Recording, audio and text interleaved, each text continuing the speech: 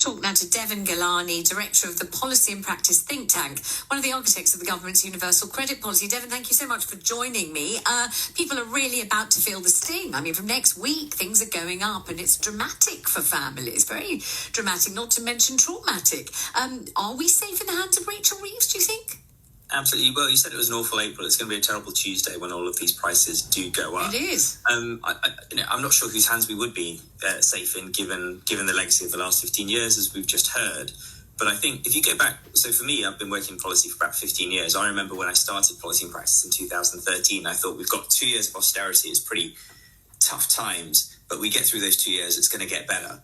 And then I said that 2 years after that, and I said that 2 years after that. Why didn't it get better in 2 years as you hoped and thought it would? Why did it not? What was the kind of unexpected alteration in your prognosis?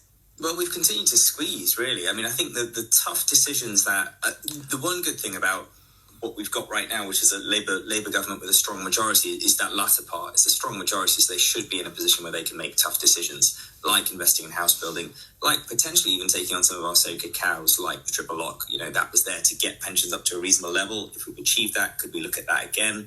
Otherwise, we are going to have to deal with spending cuts in public services or tax rises. So I think if the government's in a position to make some of those difficult decisions, I would be doing that right now.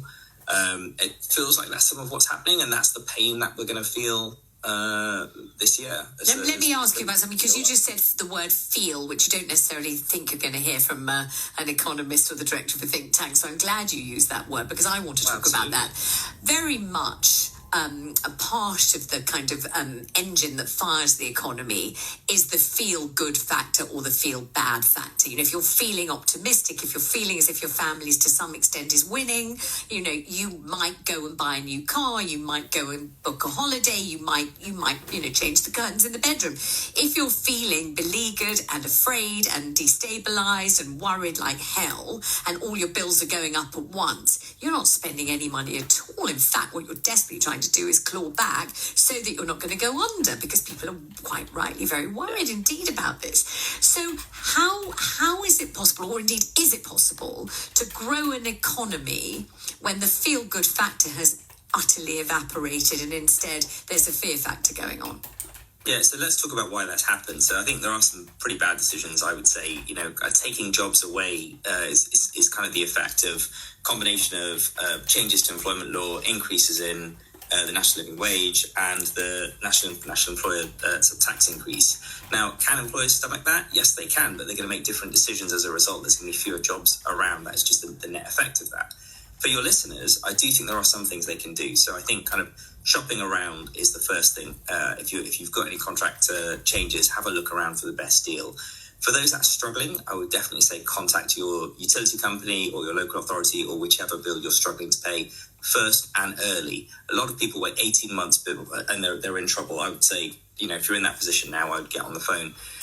Companies, local authorities, others do have support in place for people. So if you're struggling with energy debt, they will help you either with bill support or with measures to help improve water efficiency, energy efficiency.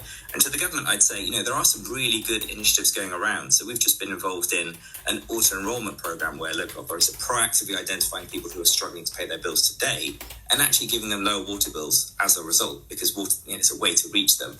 And hopefully we get to see that scale across London, across the UK. And it's been, you know, I just want to say that it is tough, but for people who are feeling the pinch, I would be kind of being proactive about seeking out support. Thank you very much for the advice, and actually really good advice. It's very hard, I think, to get practical, decent advice about how to claw back or how to survive when your finances begin to really cave in around your ears. So thank you for that, Deven, very much indeed. Hope to talk to you again. That's Deven.